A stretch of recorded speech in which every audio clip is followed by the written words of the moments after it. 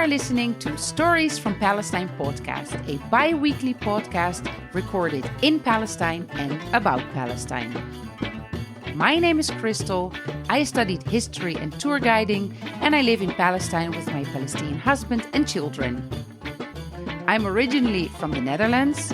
I am a licensed tour guide by the Palestinian Authority, and yes, you can hire me for tours. Follow me on social media and visit my website to learn more about organized tours and programs. You can find the links in the show notes. I hope you will enjoy listening to this episode.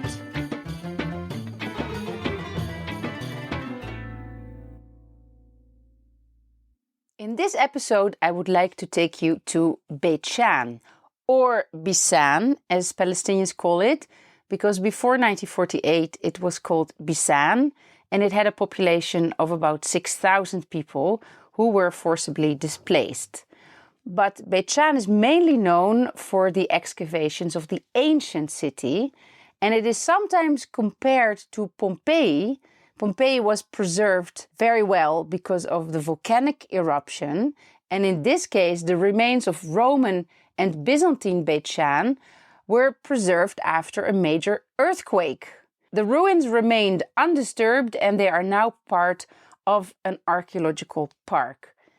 The history of Beit Shean goes back to the Canaanite period, about 4,000 years ago. It then became an important Egyptian administration center, and it is also mentioned in the Bible. It grew into a really big Roman city with a lot of typical Roman features like a theater and a bathhouse. And it was also the capital of the Decapolis that we'll talk about in a minute. It flourished during the Byzantine time, but then it was hit very hard by the major earthquake of 749. And since then, the ruins have been left untouched. Today it is a national park, which requires an entrance fee. It is located on the northern side of the modern city of Beit Shean. It is south of the Lake of Galilee, and it is east-northeast of Jenin.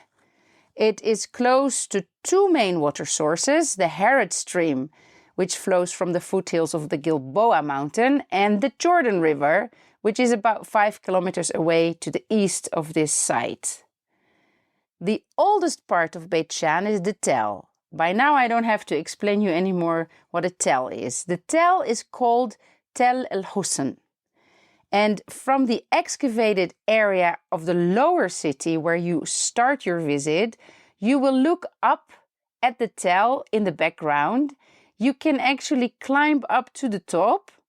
You could climb all the stairs if you want on the right side of the Tel, but if you want to do it an easier way, then there is an access on the left side of the Tel that'll take you to a road that brings you up to the Tel in a bit easier walk, and then you can come down from the stairs. So I'll tell you during the virtual visit where you'll have to get up to the Tel. So let's do a chronological start with the history of the Tel and the history of the city, and then a virtual visit. We will start with the history of Tel El-Husn, and then we later talk about the excavated lower city because that dates from a later period. If you are in Beit Shean, there is a model at the entrance where you can see what Beit Shean looked like before it was destroyed in the earthquake. And the history of the city takes us back to the 3rd millennium before Christ. And in that time, it was already a large Canaanite town. It was on a very important location of crossing of major roads, both from the north to the south and from the east to the west. This first town was destroyed by fire. This is what they found in excavations. And then it was rebuilt, but as a smaller town. And then we see the name of the city listed in Egyptian sources that mention that the city is captured by Pharaoh Thutmose III. He is the same pharaoh that took Megiddo in the 15th century before Christ, and he also takes Beit Shean, and now the city is in the hands of the Egyptians, and it becomes an important Egyptian administrative center. The excavators of the site found a basalt tablet which dates from the time of the pharaoh Seti I of the 13th century, and there the name Beit Shean is written on the tablet, which gives it a positive identification. We are sure that this is Beit Shean. And on the same tablet, we can also read the name Retenu. And this was the Egyptian name for the land of the Canaanites, Retenu, written on the tablet found on Tel El-Husn. Beit Shean is also mentioned in the Amarna letters. I mentioned the Amarna letters before. They were clay tablets with written correspondence between the Canaanite city-states and the pharaoh in Egypt. They date from the 14th century, and on those tablets we can also read about the city of Beit Shean. When we go to the Bible, which is not a history book but a theological book, Beit Shean is mentioned as one of the cities that was not conquered by the Israelite tribes. In the Bible, it says that Beit Shean was inhabited by the Philistines, but archaeological remains do not show any Philistine remains, only Canaanite habitation. So it may be that the writers of this biblical story, who wrote it hundreds of years later, used the Philistine enemy in the story because they had gotten so used to depicting the Philistines as their arch enemy, but here archaeology does not match the biblical story. In the Bible story, it says that the Philistines take the body of King Saul and of his sons after the Battle of Gilboa and hang them on the outside of the wall of Beit Shean as a warning to their enemies.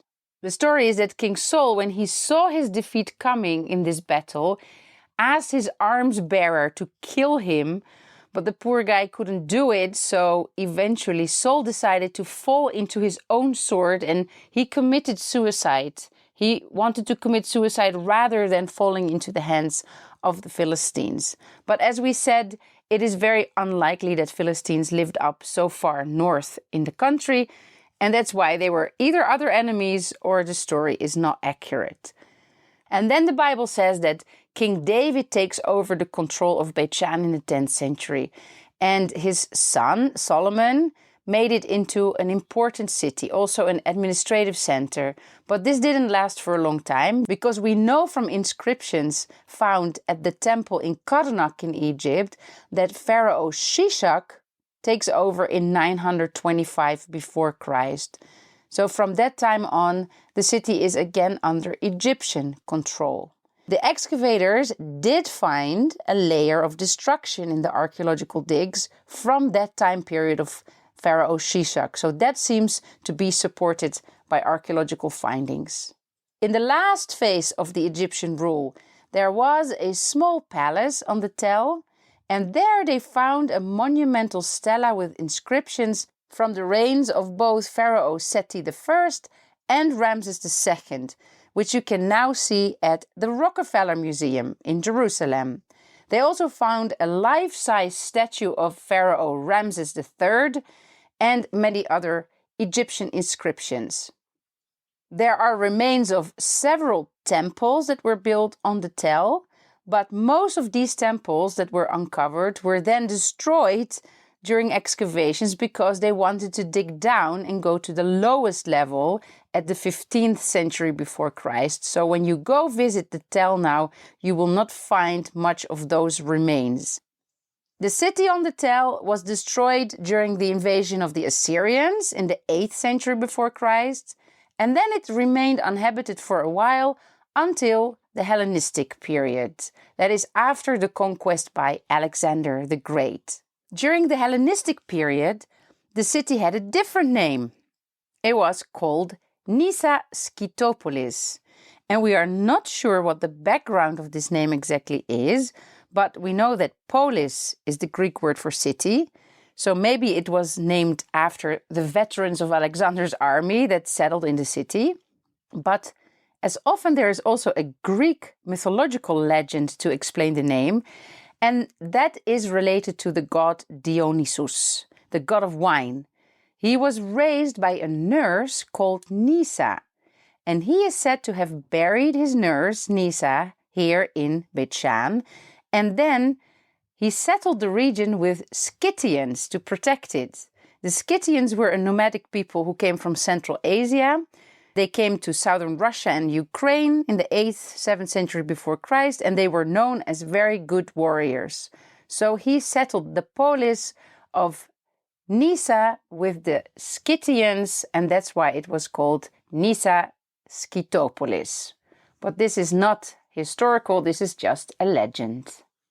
And it is in this period, in the Hellenistic period, that people did not only live up on the Tel anymore, but they started to move down the slope. Not completely into the valley yet, but halfway the slope. And actually another Tel was excavated from that period, just northeast of Tel El Husn, and this is known as Tel Estaba. So there was Tel El Husn, then Tel Estaba, and later the city moves down completely to the valley. In total, they have found about 20 different layers of settlement on the Tel. The history of Beit Shean or Skitopolis continues in the Roman time, when they moved down from the top of the Tel into the valley.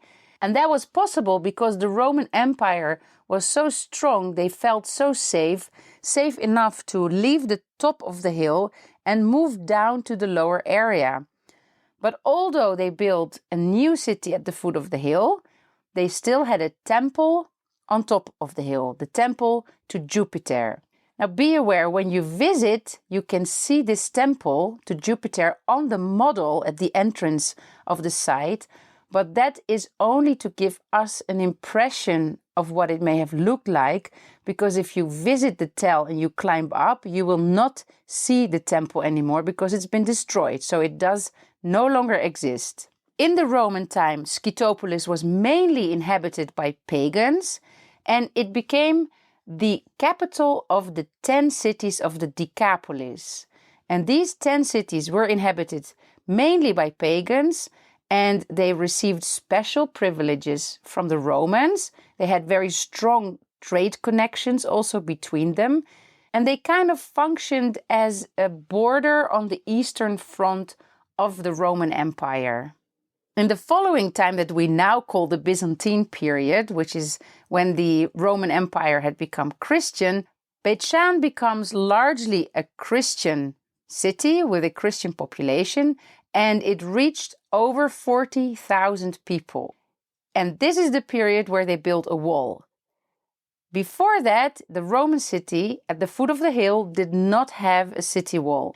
They did build, however, some city gates. Even though there was no walls, they still built city gates because they had to indicate where the borders of the city started. When you trade, you need to indicate where people should start paying taxes, for example. So these gates had more of a symbolic function than a protective role. But in Byzantine period, they built a big city wall around the city and also several churches and monasteries. Today you can still see a large church monastery that is called the Carei Maria Church. It is not really open to public. You need to organize a permission in advance. Not many people visit it. It is dedicated to a woman called Mary or Maria, who was the donor of the church. It is not dedicated to Mother Mary, the mother of Jesus. It was also located outside of the city walls, not inside. It's close to the Herod River.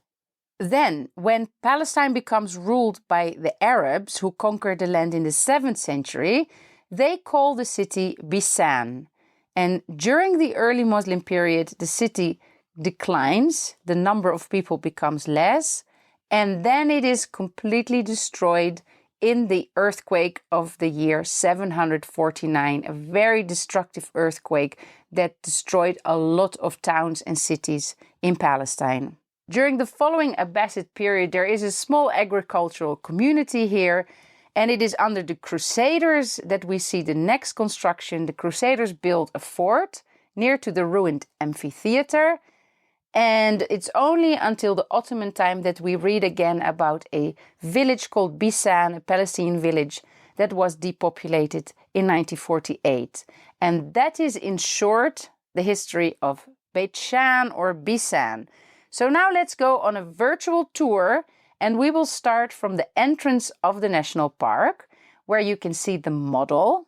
And after you looked at the model, you can go down the ramp and you keep left towards the Roman bathhouse.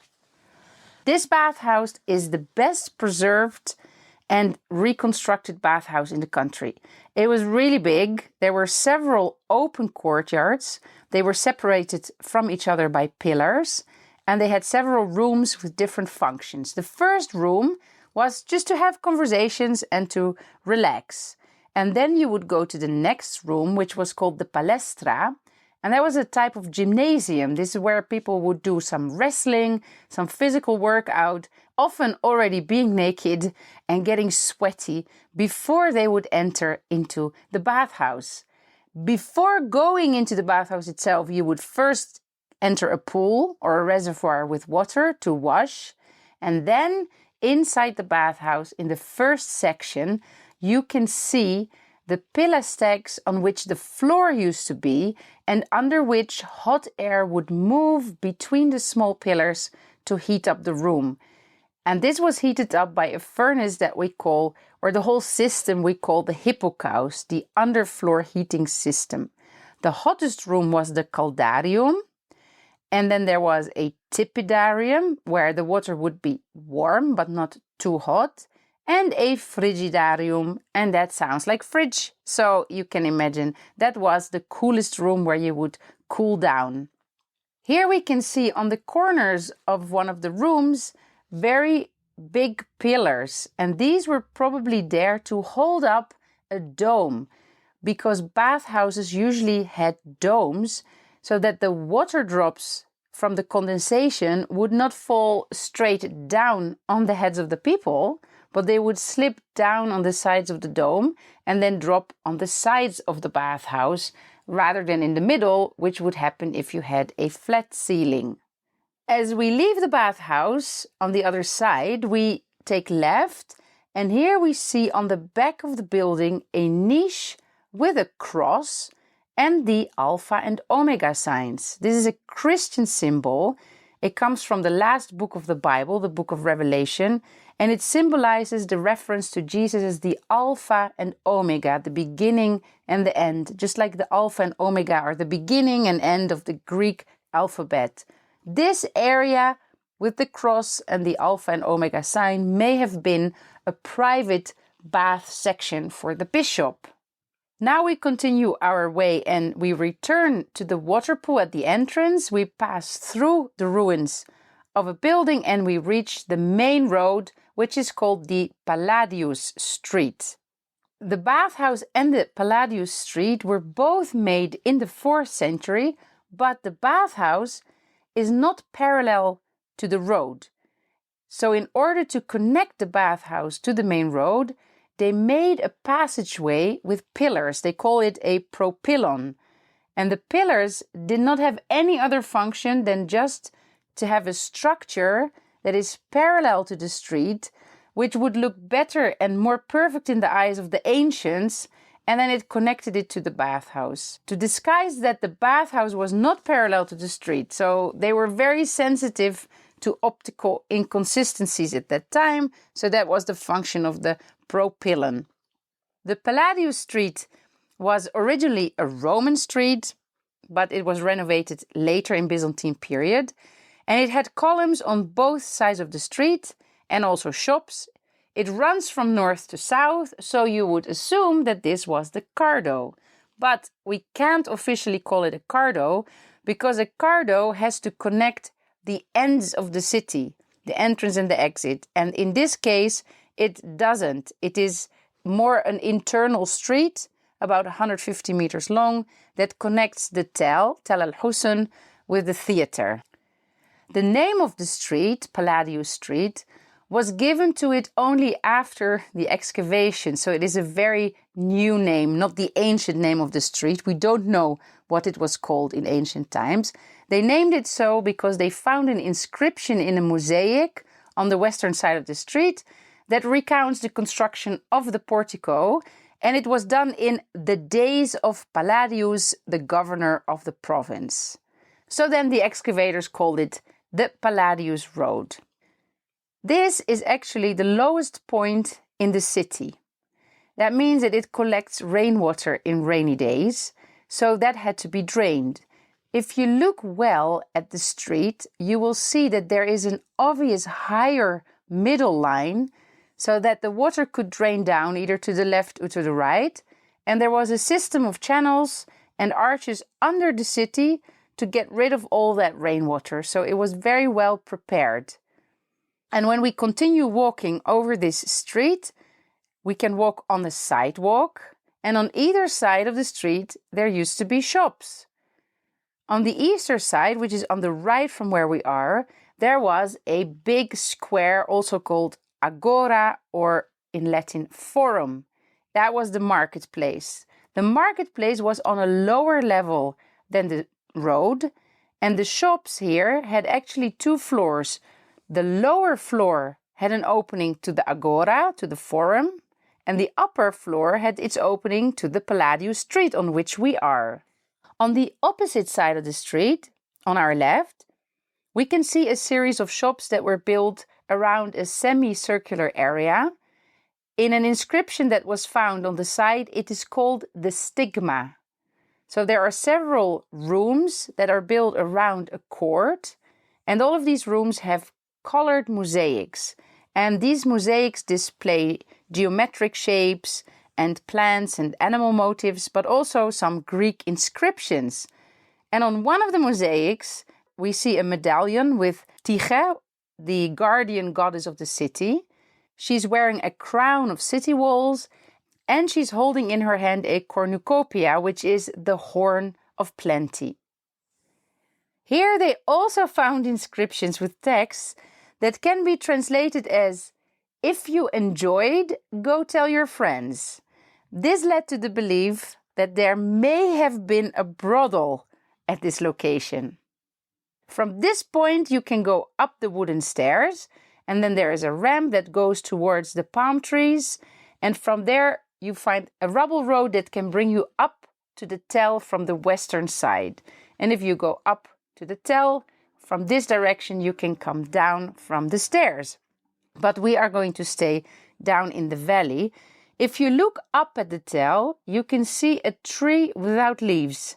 This tree was put up there by an Italian filmmaker called Zeffirelli when he produced a film about the life of Jesus, and it was used for the scene when Judas Iscariot hanged himself. It remained there after the film was shot, and it became a symbol for Beit Shean since the 1970s. You can see it on many photographs. We continue and we go to the right, and we are now passing by the Nymphaeum. Nymphaeum is a public fountain where everybody could come to have clean water. And near the Nymphaeum, we can see some pillars that are lying down on the ground, and they've been there since the earthquake of 749. These columns are very special. They are what we call fluted columns. So they have long grooves over the total length of the column. And this was done to give the column a more perfect round illusion. You see, the Romans were all about aesthetics, and everything had to look perfect. If we turn our back now to the Nymphaeum and we look to the other side, we can see the only pillar that did not fall in 749 during the earthquake. It still stands up straight today. It was not erected in later time. It's not a reconstruction. This is the only pillar they found the way it is standing today. We continue, and this street is called the Silvanus Street, also named Silvanus by the excavators in later times after a lawyer that had this name that was mentioned in an inscription. He was involved in the construction of some of the buildings there. We continue up a flight of stairs, and we reach to a higher level of streets. It dates from a later time, from the Byzantine period. And here on the left, we can see a complete set of pillars that were holding up an arch, and they fell on the ground during the earthquake. and they remained in the exact same position until they were excavated. We call this inarticulation. So we can see the pedestal, the base, the pillar, the capitals, and the stones of the arch laying down the exact same way as they were when they stood upright. Our next stop can turn out to be quite hilarious. If you're visiting Beit Shean and you reach this forica, which are the public lavatories, you should really go down and have a seat on one of the openings of the latrines. There are a large number of them, and people would be seated all in a row next to each other doing their business. The lavatories were built next to the bathhouse strategically. They were for public use for the visitors of the bathhouse and the nearby theater, and strategically because they could use the water from the next door bathhouse to use it as running water to flush underneath the seats. And the Romans used to clean their behinds with sea sponges that were attached to a stick, and there was a small gutter that supplied clean water that would be flowing in front of them. They could dip their sponges in the water, and this soft and gentle tool that they used was called a tersorium, which literally means a wiping thing. Next, we will look at a flight of steps that used to lead up to a square raised podium, and on that podium there was a temple. They found here a series of altars with inscriptions, and also they found broken statues. So maybe the Christians during the Byzantine time broke those pagan statues when the city turned into a monotheistic center. This compound dates to the 1st and 2nd centuries, and besides the temple and the altars, they also found a nymphaeum here. We can see one single bigger pillar that is standing inside the water reservoir, and there are a series of heads of lions. They come out and they functioned as a spout. The water would be coming out from their mouth, and that was the fountain. And now, the last but most impressive visit inside ancient Beit Shean is the theater. The theater was built to seat about 5,000 people. And just like the theater of Caesarea, it was built with an ambulacrum. The ambulacrum goes around the theater for people to be able to move to their seats. And the theater that we see today is much smaller than the theater was. It used to have 2 more cava seating areas on top of what we see now. So there were 3 tiers of seatings originally, and now only the lowermost is preserved intact. Something interesting inside this theater are the blocked niches that you can see on the top of the upper row. In Caesarea, we saw such blocked niches on the outside, and there we assumed that they were used to sell tickets or snacks, maybe popcorn. But here they are inside, and they seem to be directly in line with the long stairs that are going up the cava. This may have been a natural way to amplify the voices of the players, so that the voices were channeled through the staircase and then hitting the niches and then reflecting back into the theater. In this theater, we see a special row in the front with seats for VIPs, because these seats are the only ones that have an actual back to lean on. Of course, the spectators would be protected from the sun. It's very hot in Beit Shean throughout the year. They used to have a velum, a curtain that covered all the seats and that would provide shade. And of course, originally, this theater, as most theaters had, is scanafrons. This was the decor for the players who would be playing on the stage. They would be playing in front of the scanafrons, a 20-meter high wall that had a row of granite and marble columns, was decorated with capitals and other architectural designs, and had several statues and formed the background of the theater. And this theater is still the stage for shows. From Mondays through Thursdays, they organize a tour through the park, at nighttime, and then it ends at the theater with an audiovisual show that gives the audience the feeling that they are in ancient Beit Shean. And that's the story about Beit Shean. If you want to visit Beit Shean in the future, please feel free to contact me. We can combine it with several other sites in the region, especially nearby. There are several water springs where you can also take a swim. Thank you for listening, and until the next episode.